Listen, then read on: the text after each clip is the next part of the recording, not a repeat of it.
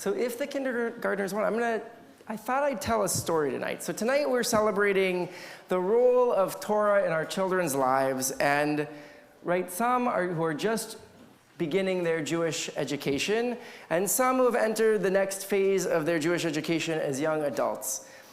And this Sunday night, we'll celebrate Simchat Torah, our holiday where we finish and begin the Torah cycle, the Torah reading cycle again, and we'll be dancing with the Torah to sort of show the importance of Torah in our lives.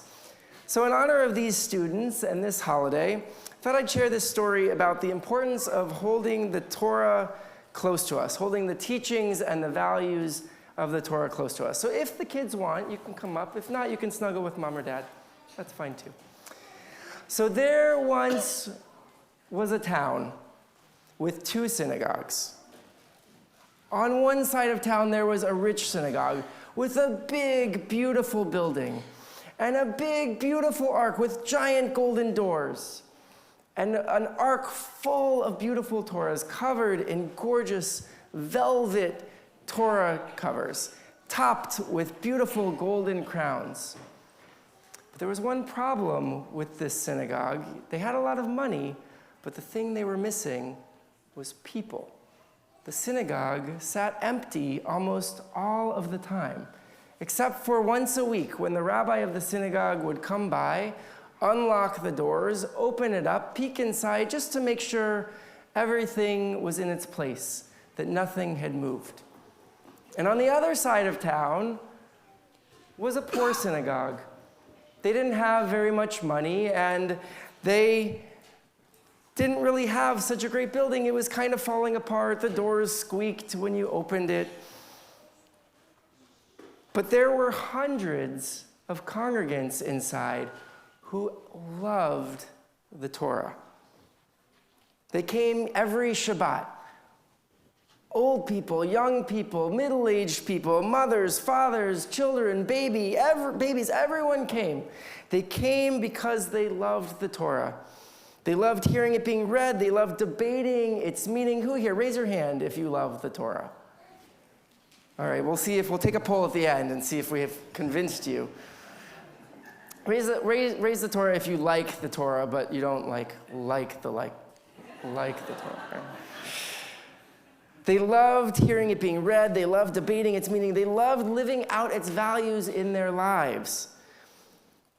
But the members of the congregation were so poor that they couldn't even afford a proper Torah scroll.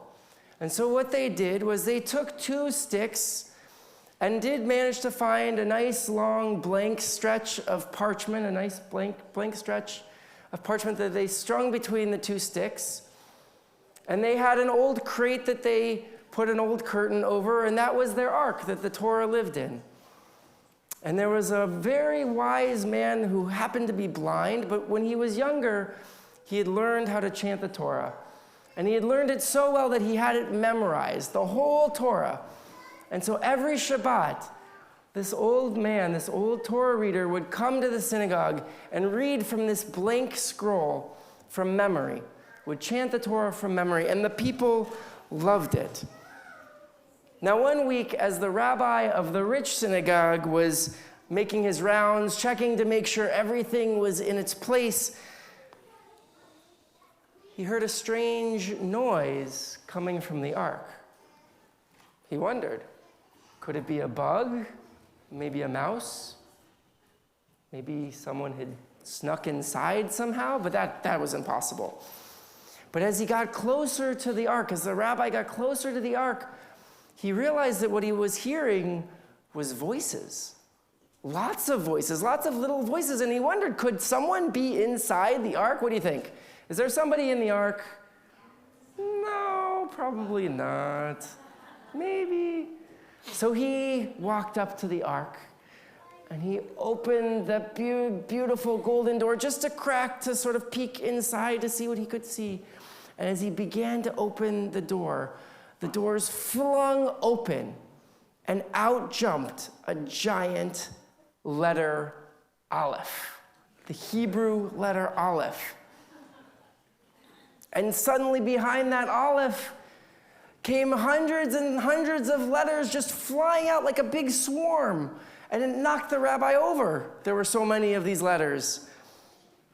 At first, he tried to swat at them a little bit, but eventually he just gave up and kind of watched them pour out of the ark in amazement.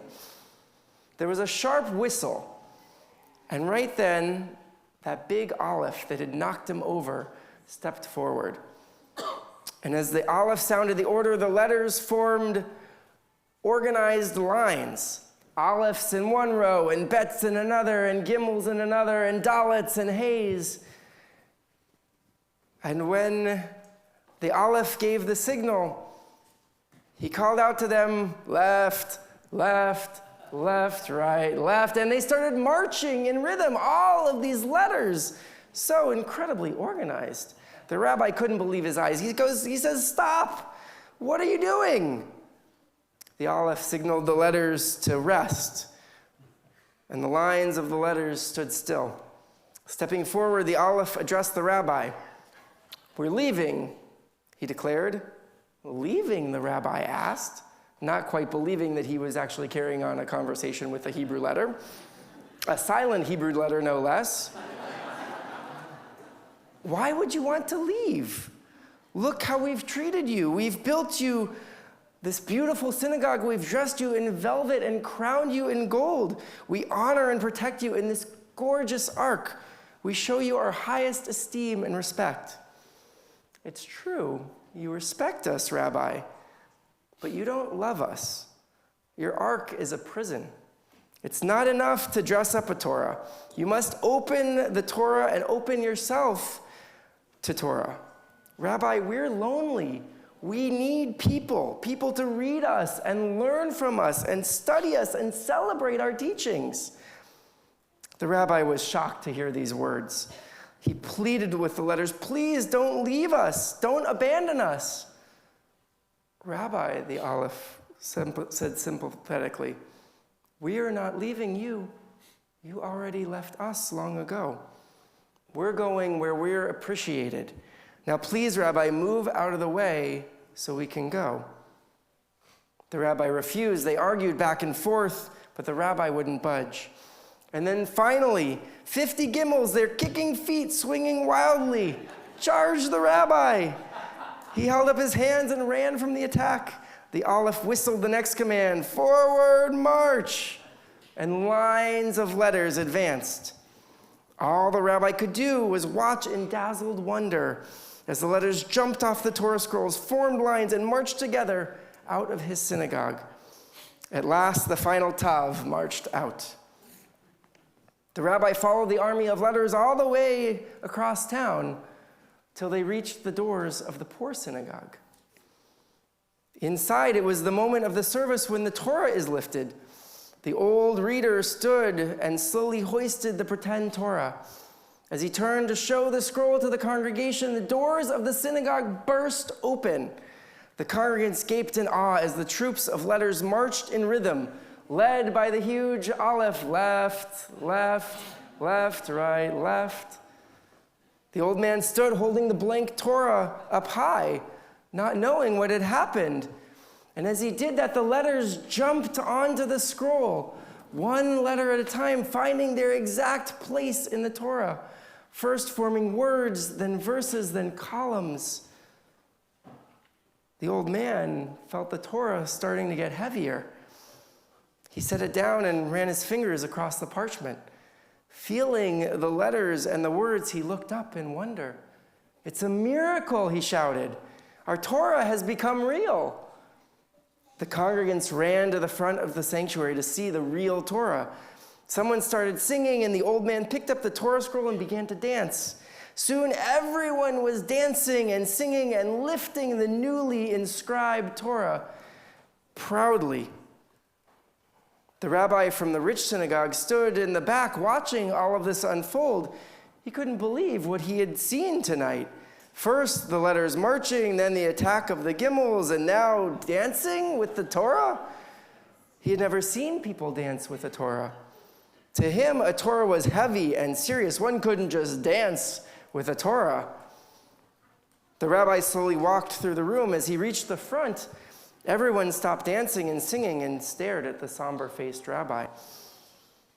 "How can you dance with the Torah?" he asked the old reader sternly. "The Torah is holy. The Torah is heavy. The Torah must be revered." The old reader looked at him and he said, "How can you not dance with the Torah? The Torah is our life, our joy, our gift to our children. Here, hold it in your arms." And he handed the Torah to the rabbi. It had been a long, long time since that rabbi had held the Torah. As he held on to it, he was surprised. It wasn't heavy at all. He felt the warmth of the Torah infusing his body. A smile came to his lips and tears came to his eyes. And then he heard a voice from within the scroll, the commanding voice of the Aleph, saying, "Dance." His feet moved and singing picked up again.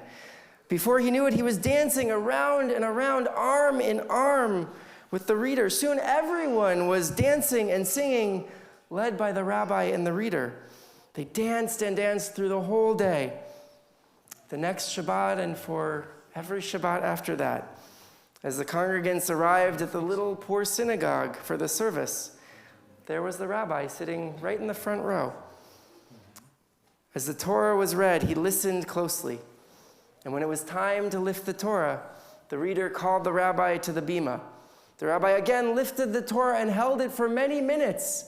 And once it was wrapped, the Aleph called out again, "Dance." And he began the dance again. Around and around he danced until everyone was dancing with him every single Shabbat. So we hope you'll come dance with us and with the Torahs this Sunday night at our Simchat Torah celebration from 5 to 7. After all, Torah isn't something that we just visit every once in a while. It's not something we study in preparation, not something we study just in preparation for our bar or bat mitzvah.